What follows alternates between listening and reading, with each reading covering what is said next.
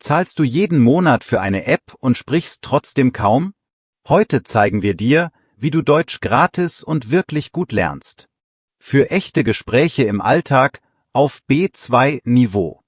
Genau, wir geben dir die besten kostenlosen Quellen und einen einfachen Plan. Am Ende weißt du, was du jeden Tag tun kannst, ohne Geld auszugeben. Los geht's sofort, keine langen Vorreden.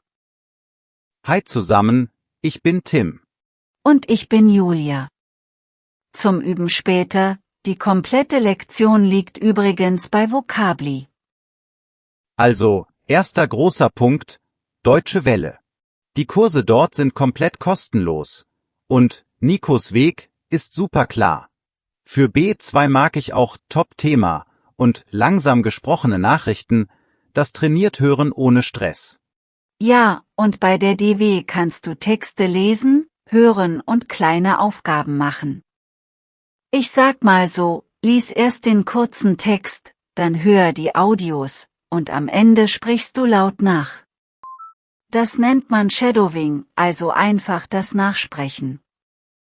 Zweiter Punkt, Sprachtandem. Das ist, wenn zwei Leute sich treffen und die Sprachen tauschen, Hälfte-Hälfte. Du hilfst mit deiner Sprache und die andere Person hilft dir mit Deutsch, ganz ohne Geld. Genau.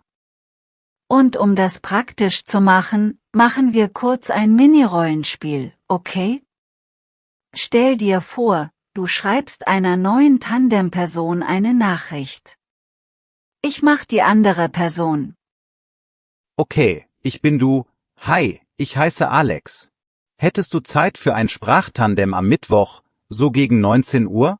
Wir können 30 Minuten Deutsch und 30 Minuten meine Sprache machen. Und ich antworte, hey Alex, klingt gut. Mittwoch 19 Uhr passt. Lass uns online starten, vielleicht per Video. Themen, Alltag und Arbeit, okay? Dann du wieder. Perfekt, danke. Ich bereite 2 Fragen vor und wir nehmen kurze Notizen. Bis Mittwoch. Das ist einfach, höflich und klar. Vor allem die Zeit und das Hälfte-Hälfte sind wichtig.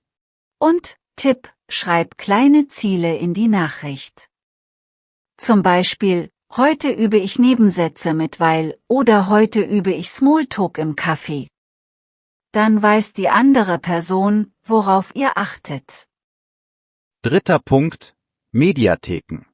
In der ARD und ZDF Mediathek findest du viele Serien und Dokus gratis, oft mit Untertiteln. Nimm kurze Formate, 5 bis 10 Minuten, und schau sie zweimal.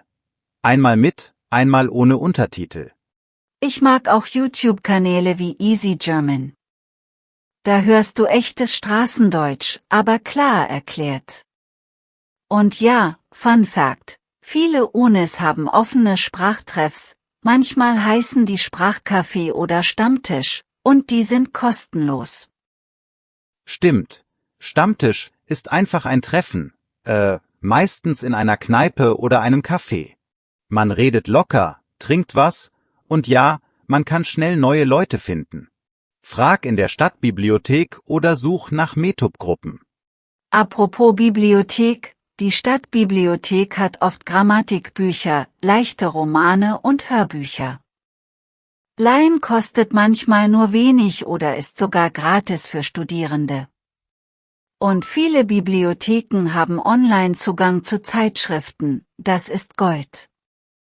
Kurz zu Apps, bevor jemand fragt. Apps sind okay für Vokabeln und Routine, klar. Aber nur App klicken bringt dich nicht in echte Gespräche, oder? Also mische App plus Tandem plus hören und sprechen. Ja, und Achtung bei Phrasen aus Apps. In Foren gibt es oft Streit, was richtig klingt. Ein Beispiel, dass Leute diskutieren, ich bin gut, als Antwort auf wie geht's? Besser ist mir geht's gut, das ist natürlicher im Alltag. Oh ja, und ich hab mal was Peinliches erlebt, passend zum Thema. Ich wollte einen neuen Haarschnitt loben und hab im Stress schlimm gesagt statt schick. Alle haben gelacht Und ich hab rot wie eine Tomate. Seitdem übe ich erst die Wörter laut, bevor ich sie benutze. Das zeigt halt, Kontext ist wichtig. Nimm dir bei neuem Wortschatz ein Miniset, ein positives Wort, ein neutrales, ein negatives. Zum Beispiel schick, okay, schlimm. Dann verwechselst du es weniger. Noch ein Gratis-Juwel, Podcasts. Langsam gesprochene Nachrichten ist super, aber auch Alltagspodcasts mit Transkript sind top. Lies erst das Transkript, markier 3 Phrasen, dann hör beim Spazieren. Und Social Media, na klar. Folge 2, 3 deutschsprachigen Creators auf Instagram oder TikTok. Kurze Clips bleiben besser im Kopf, und du hörst echte Aussprache, auch mal Slang. Speichere Clips und sprich sie nach. Mini-Regel dafür. Wenn du Slang hörst, nutz ihn nur mit Freunden. In E-Mails oder im Unterricht lieber Standard, also Hochdeutsch. So wirkst du sicher und höflich. Bevor wir weitermachen, ganz kurz ein Check, ja? Was heißt Sprachtandem, nochmal? Na los, einmal laut sagen. Antwort. 2 Leute helfen sich gegenseitig, die Sprache des anderen zu üben, jeweils eine Hälfte der Zeit. Wenn du das jetzt gesagt hast, High Five läuft. Weiter geht's mit einem klaren Wochenplan, komplett gratis. Montags und Donnerstags, 10 Minuten Shadowing mit Devi. Mittwochs, Sprachtandem, 30 bis 60 Minuten. Freitags, eine kurze Serie in der Mediathek mit Untertiteln. Sonntags, 10 Sätze schreiben, Thema deine Woche. Ja, und die 10 Sätze kannst du in einer Notiz-App sammeln und laut lesen. Dann schickst du sie deinem Tandempartner oder postest sie in einer Lerngruppe. Feedback ist der Turbo, wirklich. Noch ein Punkt zur großen Debatte, Grammatik üben oder sprechen? Ich sag, beides, aber klein und gezielt. 10 Minuten Grammatikdrill, danach sofort anwenden im Gespräch. So bleibt es im Kopf und wird praktisch. Ich bin da, fast bei dir, aber ein bisschen anders. Für mich kommt zuerst das Sprechen mit ganz einfachen Sätzen und wenn ich merke, wo es klemmt, dann Grammatik. So fühlt es sich natürlicher an. Okay, fair. Hauptsache, du machst nicht nur Theorie. Denn ja, viele hängen zu sehr in Apps. Die verstehen dann die Regeln, aber im Café stockt es trotzdem. Echte Gespräche sind Training für die Zunge, nicht nur für den Kopf. Genau. Machen wir noch eine kleine Rolle, kurz und praktisch? Du triffst eine Gruppe beim Sprachstammtisch. Ich bin der Gastgeber, du bist neu. Super. Du startest. Hey, ich bin Tim. Setz dich gern dazu. Was willst du heute üben, Smalltalk oder Arbeit? Danke. Ich bin Julia. Heute gern Smalltalk und ein bisschen Vergangenheit. Ich hab da noch Lücken, ehrlich gesagt. Klar. Dann machen wir 5 Minuten kennenlernen, danach erzählst du von deinem Wochenende. Ich geb dir kleine Hinweise, kein Stress. Siehst du, so ein klarer Rahmen nimmt Druck. Wenn alle wissen, 5 Minuten das, 5 Minuten das, dann redet man wirklich und hört nicht nur zu. Noch eine kostengünstige Idee, öffentliche Vorträge an Unis oder in Bibliotheken. Du hörst Hochdeutsch, lernst Vokabeln zum Thema und viele sind gratis. Vorher 2 Fragen notieren, dann auf Antworten achten.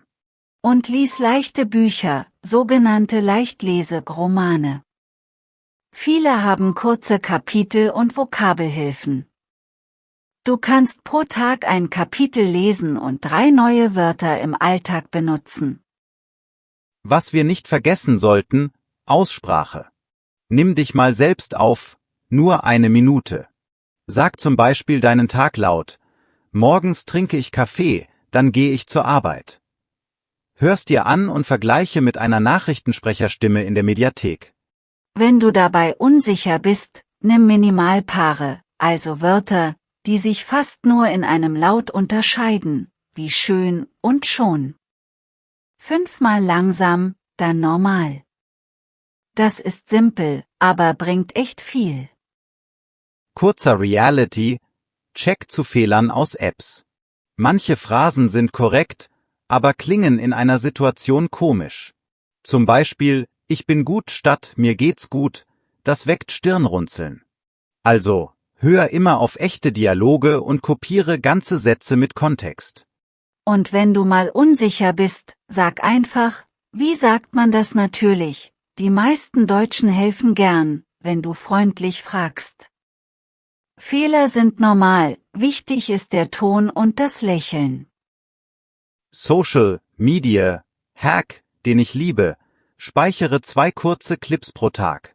Erst nur schauen, dann laut nachsprechen, danach ohne Ton mit Lippenbewegung. Das trainiert Rhythmus und Intonation, naja, wie beim Singen. Ich setze noch eins drauf, mach aus jedem Clip eine Mini-Karteikarte mit einer festen Wendung. Zum Beispiel klingt gut, machen wir so, oder passt dir das am Freitag? Solche Sätze nutzt du immer wieder. Wenn du lieber schreibst, nutze kostenlose Foren oder Reddit, aber kurz und klar. Poste 3 Sätze, stell eine Frage, fertig. Zu lange Texte bekommen oft kein Feedback. Und vergiss nicht, die eigenen Interessen zu nutzen. Magst du kochen? Dann search Rezepte auf Deutsch und folge einem Kochkanal. Magst du Tech? Hör deutsche Gadget-Reviews. Dein Gehirn bleibt eher dran, wenn das Thema dich packt. Noch ein kleiner Plan für eine Lernsession von 30 Minuten.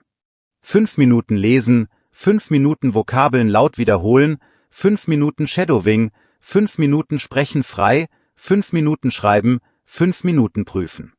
Fertig. Und du hast alles drin. Und ja, mach es leicht erreichbar. Leg Kopfhörer bereit, speichere deine Top-Quellen als Lesezeichen und setz eine Erinnerung, sagen wir um 18 Uhr. Weniger Reibung, mehr Routine. Bevor wir zum Ende kommen, eine Frage an dich, der du zuhörst. Welche kostenlose Quelle hat dir am meisten geholfen und warum? Hast du vielleicht einen geheimen Tipp, zum Beispiel einen coolen Stammtisch oder einen Creator, dem wir folgen sollten? Schreib uns das gern, ich liebe solche konkreten Tipps. Und wenn du eine gute Tandem-Erfahrung oder eben eine peinliche Panne hattest, erzähl die kurz. Daraus lernen alle. So runden wir das ab. Gratis lernen heißt, gute Quellen wählen, klein aber täglich üben und regelmäßig sprechen. Mit DW, Mediathek, Tandem, Social Media und Bibliothek hast du schon ein starkes Paket. Und wie gesagt, die komplette interaktive Lektion mit Transkript, Wortkarten und Übungen ist gratis auf Vocably, Link in der Beschreibung. Schau da rein, nimm dir den Wochenplan, und dann hören wir uns bald wieder. Mach's gut, viel Spaß beim kostenlosen Lernen und bis zum nächsten Mal.